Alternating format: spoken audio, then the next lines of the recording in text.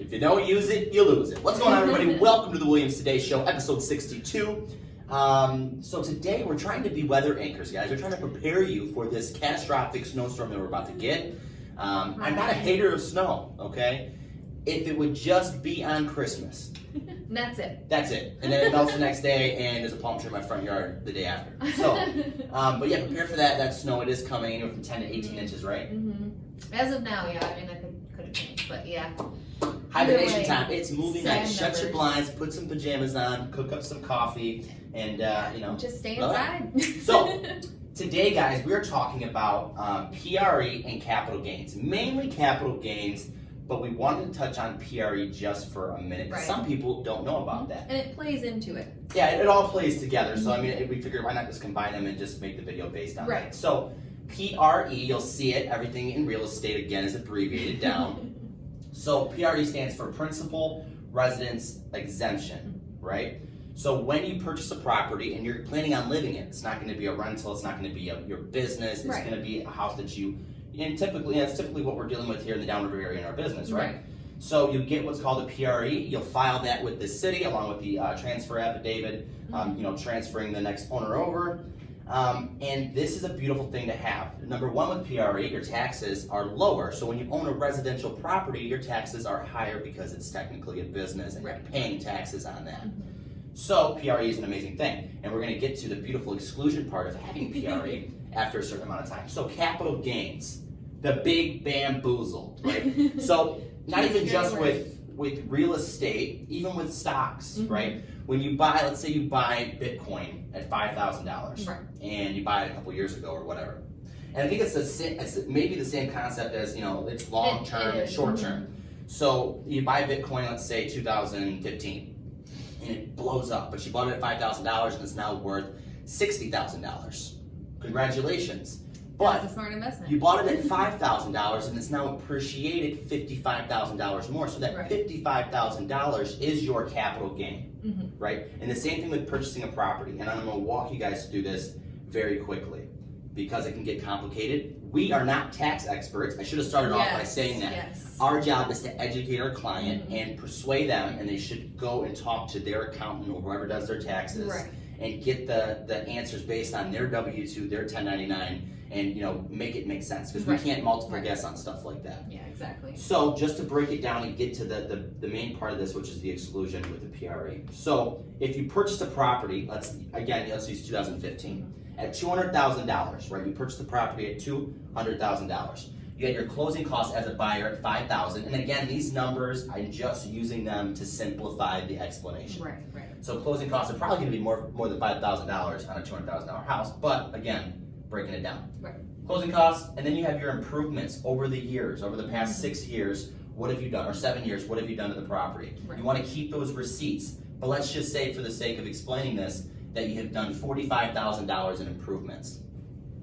So now you have a combined $5,000. You paid $5,000 for closing, you paid $45,000 in improvements, and we'll add that to the basis, is what they call it. Okay. Great, so 6 years has passed up, the market's been extremely hot as it has been, and now you see that your property can go on the market at $500,000. Congratulations, your property has appreciated. That's the beautiful part of owning property.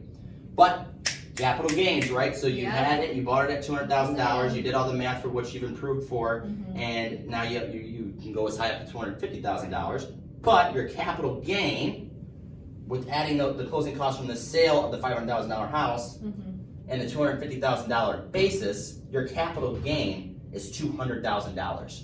Just like we were talking about with the stock, $5,000, it appreciated $55,000. In this situation, it has appreciated $200,000. So you'll have the capital gain of $200,000. And depending on your mortgage and stuff that you may still own the property, it's the net proceeds, right? But we're just keeping it simple here. So with the PRE, and I have a little timeline down here, if you own the property as your prime residence for 2 out of the 5 years, then you get the beautiful PRE exclusion. So if you are independently filing your taxes, right, you're the only one that is claiming PRE on this property, you can be you get the exclusion of $250,000 in capital gains. And this is only $200,000, so you're excluded. You're avoiding it. Now, if you're married, and this is where I'm throwing out the Get on your knee and propose now, get her on the deed, wait 2 more years, and then you have 2, and you can go up and get $250 a pop. So Right. if there's 2 people, you can go as high as $500,000 in capital gain exclusion. Yes. It's amazing. There's Beautiful. always a loophole. Mm-hmm. I'm a strong believer in paying taxes, keeping the world a spinning. Right. But when there's a loophole, we take advantage of it, Yes. right? Yes. So keeping that in mind, we can give a couple examples. So right now we have a transaction with our seller. Mm-hmm. They just purchased the property last year. Right. So while they had PRE on the property, they weren't using it as a business, so their taxes were lower. Mm-hmm. They do not qualify for the exclusion because of this 5-year timeline. They just bought it last year. So they are going to end up having to pay capital gains. Yeah. I don't know exactly where that's going to be. The sales price isn't crazy. I don't know their tax bracket, but it was our job Mm-hmm. to educate them. Right, exactly. Exactly. So they're anticipating capital gains, which they did not think about previously, and now they're happy that they're prepared for that. Yep, so for next year, they're already prepared to put away a decent chunk so that when they get their taxes next year, because it won't go on the taxes for this year, it'll go for the following year Yes. being sold. Yeah. So Especially they're since getting prepared for that one. right where we're at with this transaction, it's going to close, and it's January, or it's going to be in February, it's the Right. beginning of this year. They wouldn't have known until next year, and that money could have all been gone, but they are prepared. Yes. And yes. that is our goal, is to prepare people, Exactly. right? Another transaction we have right now, it's not on the market yet, but he purchased the property for $215,000, was Yes. it? Mhm. And good for him, the property has appreciated up to Quite a bit. $610,000. So his capital gain situation is definitely going to be there, Yes. right? He's absolutely. made improvements on the property, he had his closing costs, but even with all that stuff added, he's probably looking at a decent amount of capital gains. Yes. Based on the net proceeds, because he still has to pay off a mortgage. Exactly. So we're going solely off those net proceeds, but keeping in mind just being prepared for that number and Right. taking that to your CPA and seeing like, oh, what am I going to do with it, man? Help me out. So, I mean, guys, that is basically the sum of it. Yeah. Is there anything else that you wanted to add to it?